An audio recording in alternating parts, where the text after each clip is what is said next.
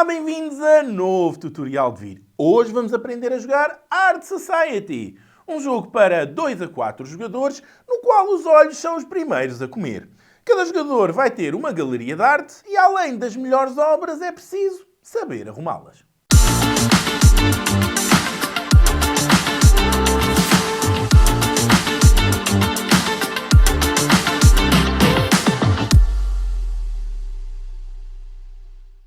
Dentro da caixa de Art Society, estes são os componentes que encontramos.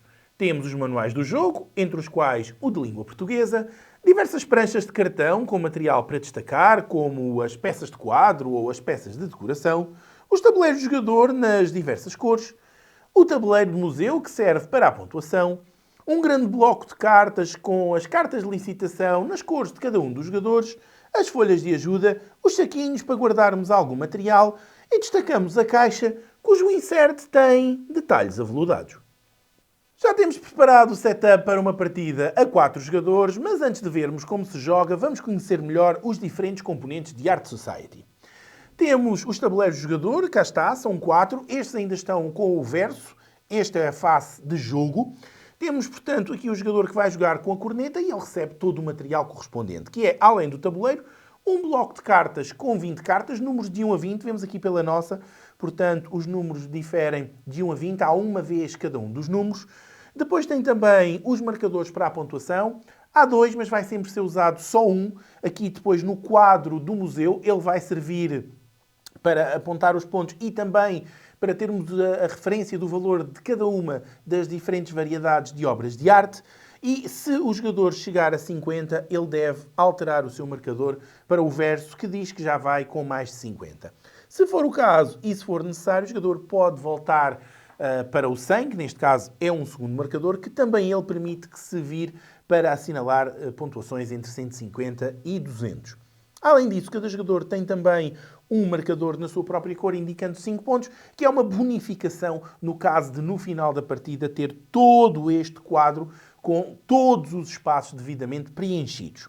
Portanto, cada jogador recebe esse mesmo material, recebe também uma folha de ajuda. Nós aqui, para ser mais facilmente identificável, temos as duas faces, mas cada uma destas cartas tem ambas as indicações, portanto, a pontuação e o resumo das regras. Além destes componentes, temos o tabuleiro do museu. Como já vimos, ele serve para a pontuação, serve também para que com estes marcadores de cada uma das variedades de obras de arte vamos ver qual a mais valiosa. Isto porque no final do jogo cada uma delas vai atribuir uma pontuação de acordo com a distância que já está no tabuleiro e, portanto, a posição relativa, se está mais à frente ou atrás das outras. A que ficar mais atrás vai dar 2 pontos cada uma, a que ficar mais à frente vai dar 5 pontos cada uma e tem ainda uma outra bonificação que já vamos ver mais à frente.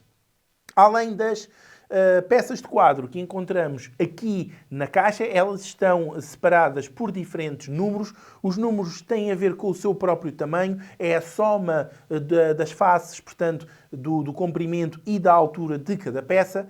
E além dessas peças, que são as peças de obras de arte, os quadros que vamos colocar no nosso tabuleiro, nós vamos também lá colocar as decorações. As decorações são bónus, nós vamos ter direito a elas quando cumprimos uma certa condição e existem as de valor 1 apenas com um formato, as de valor 2 que podem ser horizontal ou ao alto e as de valor 3, uma vez mais, podem ser ao alto ou horizontal. Além destes materiais, temos o martelo do leiloeiro, isto é simplesmente o jogador inicial, portanto ele vai circular sempre a cada ronda para o jogador à esquerda. O jogo no máximo vai durar 20 rondas, o normal é que não chegue a durar tantas e dizemos o máximo porque se os jogadores ficarem sem cartas de licitação, o jogo termina no final dessa ronda. Muito dificilmente vai acontecer, mas nunca se sabe, pode ser que seja esse o destino da nossa partida. Temos aqui mais 2 tipos de materiais que ainda não falámos. E estes são os materiais que dão a aleatoriedade inicial ao jogador. Temos 4 obras de arte iniciais, elas são viradas no verso, como estão neste momento, e cada jogador aleatoriamente recolhe uma. Portanto, vamos simular que o fazemos, e esta é a nossa. Olhamos para a nossa, e ela dá-nos 2 indicações que, em complementariedade com as outras, podemos até pegar nelas para vermos todas as diferenças. Vamos desde já poder ver os 4 tipos de obra de arte e os 4 tipos de moldura. E isto é o mais importante para o nosso jogo. Portanto, esta será a nossa. Todas as obras de arte, ao entrar na nossa galeria, têm que ser colocadas orientadas para o jogador, ou seja, a indicação de variedade de obra de arte tem que ficar sempre na parte mais baixa. E este símbolo é o símbolo que encontramos aqui, neste mesmo marcador, que vai andar aqui no museu e, portanto, depois terá a tal posição relativa que nos dá o valor de cada tipo de obra de arte. No nosso caso, temos, portanto, uma obra de arte verde, chamemos-lhe pelas cores, é mais fácil esta nomenclatura para que os jogadores entendam durante a partida, e temos este tipo de moldura. O jogador, quando recebe, tem que colocá-la no seu tabuleiro, numa posição à sua escolha, desde que cubra pelo menos uma destas duas estrelas. Ou seja, é possível cobrir ambas e depois o jogador pode optar por uma grande variedade de posições no seu tabuleiro inicial. Vamos então comparar estas com as outras para vermos todos os diferentes tipos de obras de arte e de molduras que o nosso jogo contempla. Portanto, temos aqui as azuis, as verdes, as vermelhas, consequentemente, este será o amarelo. Temos então aqui o amarelo. Já cá temos os 4 tipos de obra de arte que vemos aqui indicados nestes marcadores que vão andar no tabuleiro de museu. Temos a amarela, a vermelha, a verde e a azul. E temos estas molduras. Aqui será um pouco mais difícil de descrever, mas temos as retas, as que têm efeitos nos cantos, as prateadas e as que têm as conchas. Chamemos-lhe assim durante este tutorial. Isto vai ser importante porque o tipo de obra de arte vai nos corresponder em pontos de acordo com a valorização no final do jogo. As molduras, cada vez que colocamos uma moldura a tocar noutra da mesma variedade, vai nos proporcionar estes marcadores de bónus, estas peças de decoração para colocarmos na nossa galeria. Quantas mais tocarmos com a mesma peça que jogarmos, melhor. Porquê? Porque se tocarmos em 2, vamos ganhar uma peça de valor 2. Se tocarmos em 3, uma peça de valor 3. E agora pergunto, então se tocarmos em 4 ou em 5, continuam a ganhar peças de decoração até atingir o valor que têm direito. Não podem fazer isto quando ganham a de 1 ou a de 2 ou a de 3. Se for 3, têm que retirar precisamente o marcador de 3. Não é possível tirar um marcador de 2 e um marcador de 1, por exemplo. Mas se tirarmos 4 ou 5 ou 6, já se pode fazer a divisão de acordo com aquilo que for mais vantajoso para o estado do jogo do jogador, sendo que estas peças são ótimas para preencher pequenos espaços que tenhamos na nossa galeria. As cores têm 2 características extra. Uma muito má, outra muito boa. Qual é a muito má? É que se tivermos 2 quadros do mesmo tipo a tocar um no outro, eles anulam-se por completo. Ou seja, imaginemos que o amarelo estava a dar 3 pontos, em vez de ganharmos 6 de 2 vezes 3, vamos ganhar precisamente nada, porque eles anulam-se um ao outro. E quantos mais tocarem na própria cor, a mesma coisa. Todas as variedades de obra de arte que se contactem são consideradas nulas para efeito de pontuação no final do jogo.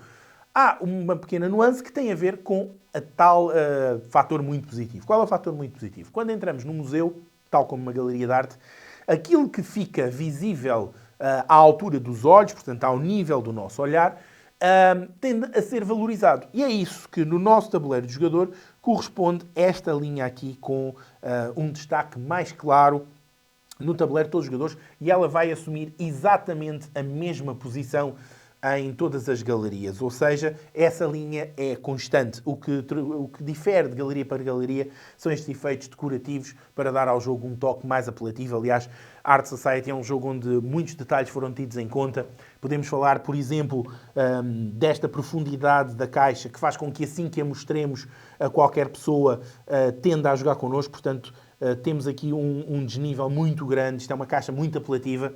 E outro dos detalhes está no tabuleiro do jogador. Pode ser difícil de verificarmos na imagem, mas tem uns pequenos pontos salientes, mesmo a linha saliente, a borda do tabuleiro saliente, para que as peças também tendam a encaixar um pouco melhor. Houve muita coisa pensada ao mais ínfimo detalhe aqui em Art Society. E ora, agora que vimos as diferentes obras de arte, os diferentes quadros e as peças de decoração, e sabemos um pouco mais também já das regras do jogo, falta dizer que o que estiver na linha do olhar vai dar 3 pontos extra, mas apenas se for da variedade mais valiosa do jogo. Ou seja, estes símbolos vão ser dispostos aqui, quando terminar o nosso jogo, quando terminar a nossa corrida de valor da obra de arte, e todos os que valem 5, que estejam na linha do olhar, vão ter 3 pontos adicionais. É o que significa este símbolo, que encontramos também aqui nos tabuleiros de cada um dos jogadores.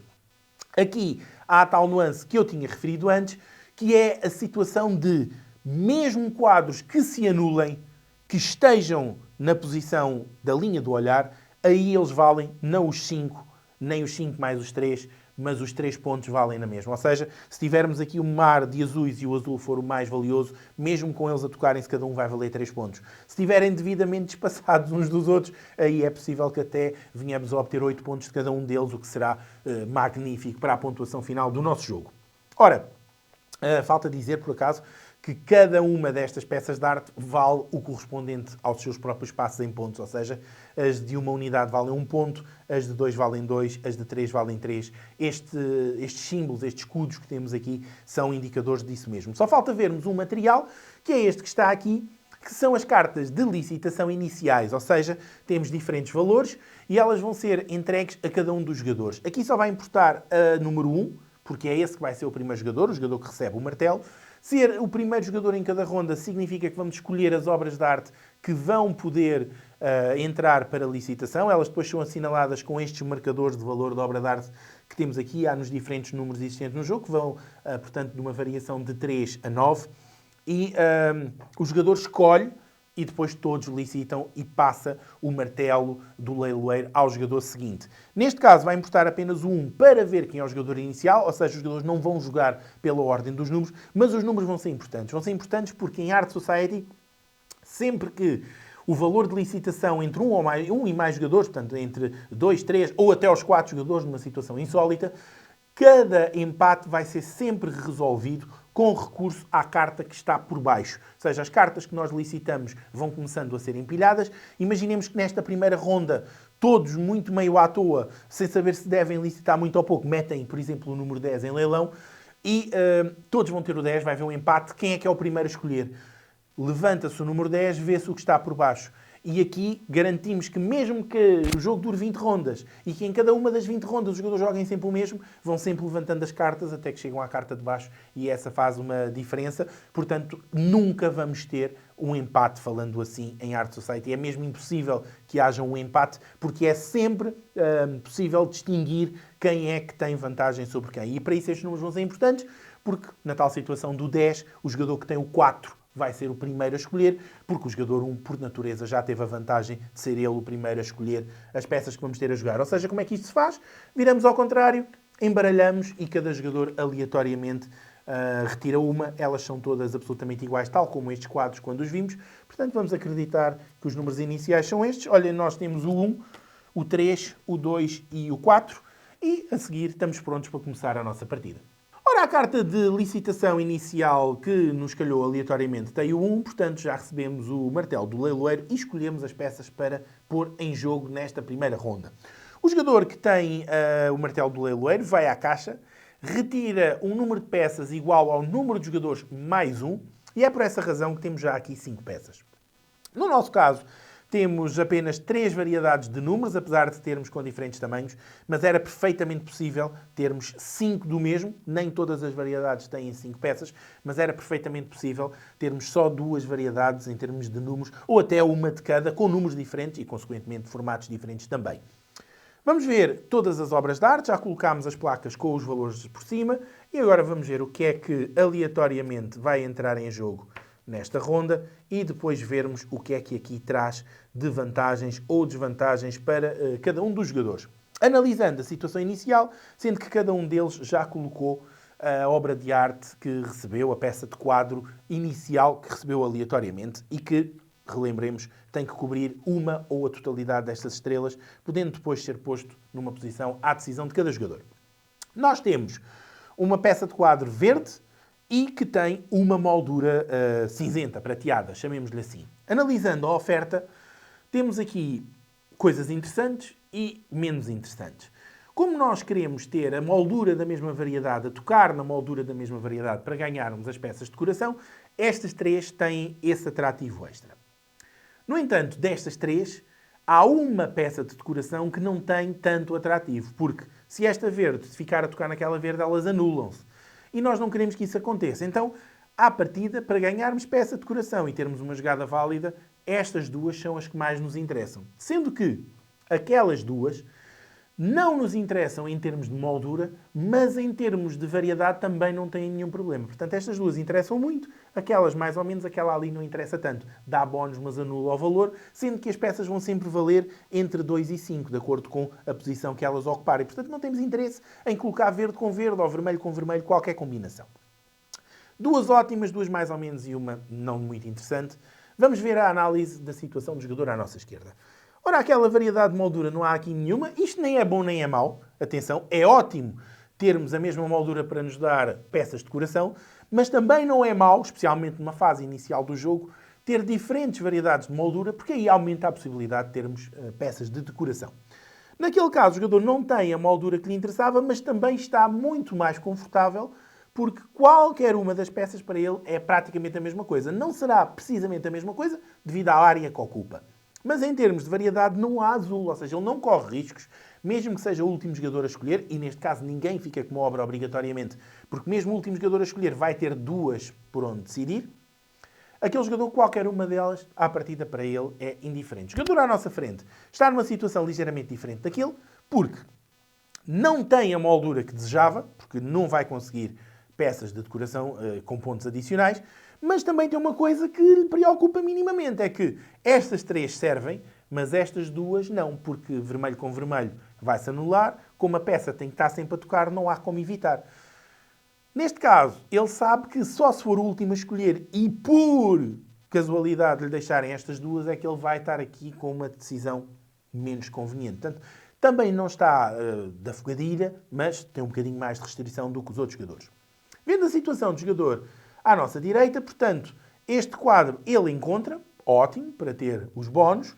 A variedade, ele também tem aqui duas, ou seja, se lhe deixarem estas duas para o fim, ele vai ter que repetir e não tendo ainda muita área de contacto, vai ter que anular aquela cor. Esta anula, mas ganha a peça de decoração. Esta anula e não ganha nada, ganha só variedade para mais tarde. Fazendo esta análise em cada uma das rondas, os jogadores vão ver mais ou menos qual é o valor de licitação que lhes convém aplicar. No nosso caso, como estamos minimamente à vontade, só aquela peça é que seria uma desgraça, vamos aplicar um número, digamos aqui o 9. É um número de quem não está totalmente despreocupado, mas mais ou menos vamos aplicar o 9. Os outros jogadores, para não ser tão racional, vamos tirar aleatoriamente. Ora, este jogador tinha aplicado o 12, este jogador tinha aplicado o 13 e este tinha usado a carta de licitação também com o 13. Olhem, atenção que vamos ter já aqui um empate e, portanto, vai ser necessário ver a carta que está por baixo e, sucessivamente, se necessário, para desempatar. Como ali está um 4 e ali está um 2, cá está a carta inicial a desempatar qualquer situação. Aquele jogador vai escolher primeiro. E, no nosso caso, como temos um 9, aquele é mesmo o primeiro da mesa. Não só ganha o desempate com aquele jogador, como eles eram quem tinha licitado mais, são os primeiros a escolher.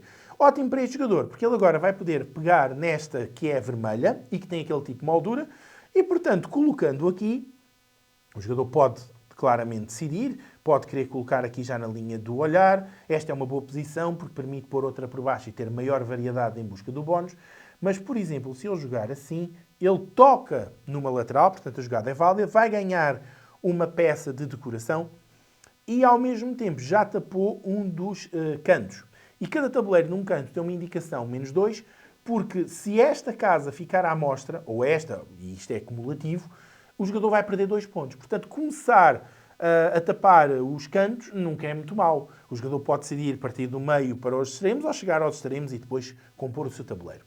Também era possível ao jogador apanhar a peça de quadro e não a colocar. Mas isto só é possível quando temos um quadro em espera. Portanto, o jogador colocaria aqui no seu assistente e mais tarde poderia pôr. Claro que dessa forma ele não ganharia já a peça de decoração. Mas vamos acreditar que o jogador, sabendo o que quer, coloca já aqui, ganha a peça de decoração. Ele agora, cumprindo a regra de colocação, pode pôr no seu tabuleiro em qualquer sítio de contacto. Ou então, e neste caso até sugerimos que o faça, dá a peça de decoração ao assistente e mais tarde decide onde é que a quer colocar. Também as peças de decoração só pode alistar uma. Se alguma vez o jogador não conseguir colocar a peça que recebe, há depois aqui umas pequenas nuances, ou o jogador pode deixar na margem do seu tabuleiro como sendo uma peça excedente. O jogo terminará quando um jogador tiver todo o seu quadro preenchido, todo, com todo o rigor da palavra, todo o quadro preenchido. não houver mais cartas de licitação ou algum jogador já tiver 2 peças cedentes. Se alguma destas 3 condições se verificar, já não se joga a ronda seguinte. Vamos finalizar esta ronda e depois já vamos ver as nuances do nosso jogo. Ora, aquele jogador é o segundo a escolher, porque ele tem mais valor do que os outros, mesmo tendo perdido aquele empate. E claro, ele não quer esta vermelha, portanto, ter saído daquela para ele foi do melhor que lhe podia ter acontecido. E ele agora tem estas peças para escolher e não querendo que nós apanhemos uma peça cinzenta que nos possibilite ter a bonificação, ele se calhar vai tentar entrar aqui em meio complô com aquele outro jogador e apanhar esta peça. Apanhar esta peça é bom para ele, porque ele tapa aqui uma data de espaços. É péssimo, porque ele não quer que esta peça seja vermelha para anular. Portanto, ele quer evitar que nós apanhemos esta peça, mas ao mesmo tempo não é aquela que ele quer apanhar. Então ele se calhar vai deixar o trabalho sujo para o jogador seguinte e apanha esta. Retirou-nos a moldura que nós queríamos, ela não é vermelha, ótima, e até compõe aqui em cima. Mais tarde, com uma peça de decoração de valor 2, será perfeitamente possível ocupar aquele espaço e ficar sem áreas mortas do seu próprio tabuleiro. Feito isto, passa para aquele jogador, entendendo a semi-mensagem que o companheiro anterior lhe deixou, apanhar vermelho, amarelo ou verde para ele é exatamente igual, as molduras também, então ele chega aqui e apanha esta. Apanhando esta, pode aproveitar para fazer exatamente o mesmo que este jogador fez, de tapar desde já um canto, não ganha peça de decoração porque as molduras não correspondem. Com isto, estamos a pagar a fatura de termos colocado a carta mais baixa, nós nem fomos muito forretas, digamos assim, colocámos um 9, é praticamente o número do meio, mas os outros jogadores tinham mais e com escolhas acertadas obrigam-nos a não ter a bonificação e aquela peça vamos ter que a dispensar porque é verde com verde e à partida o valor das próprias obras de arte acaba por ser maior do que uma peça de decoração adicional. Apanhando esta, podemos também desde já tapar aqui um canto, não ganhamos a bonificação porque a moldura não bate e o jogo continua. Com isto, dentro do mal para nós, e claro, o jogo ainda está numa situação muito embrionária, também não foi assim tão mal. Porquê? Porque ainda não vimos como é que os quadros valorizam, como é que as variedades são valorizadas. E neste nosso caso, este quadro vai agora valorizar o geral. Estamos a falar de uma peça de quadro verde, portanto ela vai ser colocada na lateral do tabuleiro na zona verde, portanto verde, azul, amarelo, vermelho. E agora, tirámo-la da pilha com o 4. Então, a peça verde vai valorizar 4 espaços. 1, 2, 3, 4. E é ali que ela se encontra agora. Se alguma vez houver alguma dúvida de que esta placa não foi colocada certa, ela também não é assim tão importante.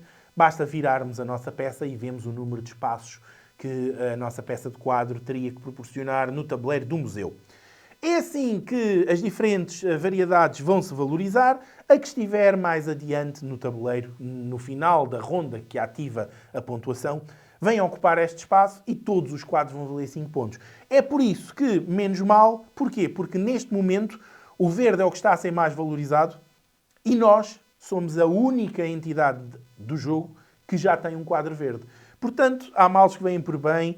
De certa forma, preferíamos ter ficado com outra peça, mas esta acaba por também ser interessante. O que dá aqui um equilíbrio muito grande. O fator sorte, claro que existe, como em todos os jogos de tabuleiro, é essa parte da sua magia, mas sem dúvida que a decisão prevalece quando estamos a jogar Art Society. A nossa partida está muito perto de chegar ao fim porque o nosso tabuleiro já está bastante repleto. É claro que não simulámos para todos os jogadores, mas vamos ver agora o que é que pode acontecer numa das rondas finais do jogo, tendo muito em foco a nossa própria situação.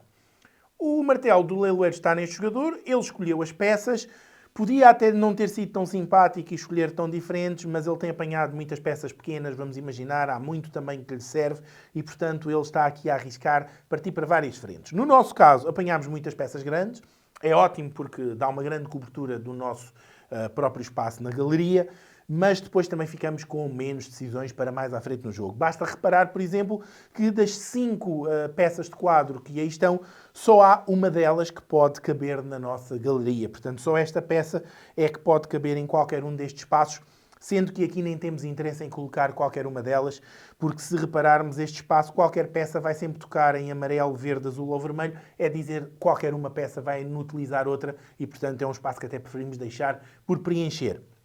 Vamos virar as peças de quadro e vamos olhar aqui para o museu para perceber o que é que ali temos, porque agora há uma oportunidade de potencialmente trocarmos a peça que nós apanharmos. Ao longo do jogo, como viram na simulação da primeira ronda, a quinta peça, aquela que não interessa a nenhum dos jogadores, vai valorizar essa variedade de quadros no nosso tabuleiro de museu. Para isso, nós temos estes marcadores de prestígio na cor de cada uma das variedades que vão andando por aqui. Eles neste momento, e nós simulámos o evoluir do jogo, já foram jogadas 15 rondas e eles estão nesta situação com o verde bastante distanciado dos outros, porque há muita peça verde que foi sendo, curiosamente, descartada ao longo do jogo. Este evoluir corresponde aos vários números das costas, como já vimos antes. Duas nuances. Se um marcador de prestígio, ao mover-se, ocupar uma casa onde já está outro marcador de prestígio, ele passa para a casa anterior. Sendo que se essa também estiver ocupada, ele também passa para a anterior. Ou seja, ele tem que ficar numa casa que esteja vaga. Não pode haver dois marcadores a partilharem a mesma posição. Uma outra situação é que, se algum deles passar o valor de 50, é possível, devem então ser virados para o outro lado, porque este lado mais escuro indica que este marcador de prestígio já cumpriu toda uma volta e, portanto, já está na segunda volta. Ele estava alguns aqui no 42 ou no 43, também pouco importa que ele está muito distanciado e o verde vai ser a que mais vai valer. Nós já vamos simular uma pontuação no final do tutorial. Agora, analisando, só esta é que nos serve, as outras não servem. Se calhar vamos ter que dar um número alto. E estes são os números que nos faltam colocar. O jogo até pode estar na última ronda. E, à partida, nós vamos entrar com o 17. Os outros jogadores vão fazer outras licitações de acordo com as suas vantagens e, muito provavelmente, se não formos o primeiro a escolher, talvez o segundo, aquela peça já ali não vai estar. Vamos acreditar que eles licitam com 18 e 19, também guardaram o melhor para o fim, e nós estamos a duas de terminar e aquela já lá não está. Vamos imaginar que um jogador recolheu este, o outro recolheu este e o outro recolheu este. E nós temos amarelo e vermelho, é o que temos. Não conseguimos colocar nenhuma delas, não há qualquer dúvida disso. Temos o espaço do nosso assistente com uma peça. Temos várias decisões. O que é que podemos fazer? Primeiro que tudo, podemos colocar esta no nosso tabuleiro e ocupar o assistente com a que vem dali. Por exemplo, podemos colocar aqui. Não nos dá bonificação de moldura.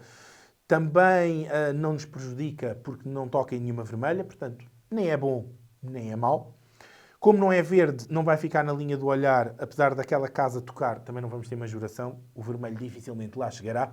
Mas há mais hipóteses para fazermos. O que é que podemos fazer? Podemos, antes de fazer isto, podemos pegar numa daquelas, olhar para o museu e ver se há alguma peça que nos agrade. Neste nosso caso, até nem há, porque do amarelo nenhuma destas conseguimos colocar e do vermelho conseguimos colocar esta, mas não é uma maravilha. Reparemos que colocar esta ou esta ali é exatamente a mesma coisa. Se colocarmos esta naquele sítio, esta futuramente já não tem onde entrar. Aqui vai anular-se porque toca numa vermelha e aqui vai anular-se porque toca numa vermelha. Ainda a coisa mais vantajosa seria jogar aqui, mas estávamos a anular duas vermelhas simplesmente para não perder 2 pontos. Portanto, o jogador, quando não tem espaço para a peça, pode, da mesma variedade, portanto a vermelha só pode ser trocada por vermelha, a amarela só pode ser trocada por amarela e verde e azul a mesma coisa por si próprias, mas o jogador pode, nessa altura, e apenas se a peça não servir na sua galeria, trocar por uma das que ali está. Esta não nos traz vantagem nenhuma. Podíamos querer assinalar, ou acelerar, sendo mais correto, o final do jogo, porque para isso temos que ter 2 peças fora, e podíamos querer pôr a peça fora. Isto não é bom, porque cada peça fora vai-nos retirar 2 pontos no final da partida, mas pode evitar em jogadores que tenham muito espaço que se joguem as outras rondas. No nosso caso, parece mais vantajoso colocar esta peça ali e agora, como nenhuma delas nos serve, simplesmente ficar com uma destas no nosso assistente, porque peças no nosso assistente, e só podemos ter uma, não nos dão prejuízo de pontos no final do jogo. Também não servem para ativar o final ao dizer que temos 2 fora, mas são 2 pontinhos que estão ali, não entram a favor, mas também não entram contra. Vamos agora imaginar que depois disto tudo chegámos ao final do nosso jogo. Portanto, havia um jogador que tinha conseguido completar completamente a sua galeria, sem nenhum espaço com todo o rigor por preencher. Esta peça vem para aqui, ela vai valorizar o amarelo, vai haver aqui uma mudança, portanto ela vai andar 7. E o amarelo tinha 12, vai para 19. Se fosse um 8, íamos ter a tal situação de partilha de espaço e ele ia ter que recuar. Imaginemos que chegámos ao final do jogo, vamos agora servir-nos de uma das nossas cartas de ajuda para ver como é que se fazem os pontos.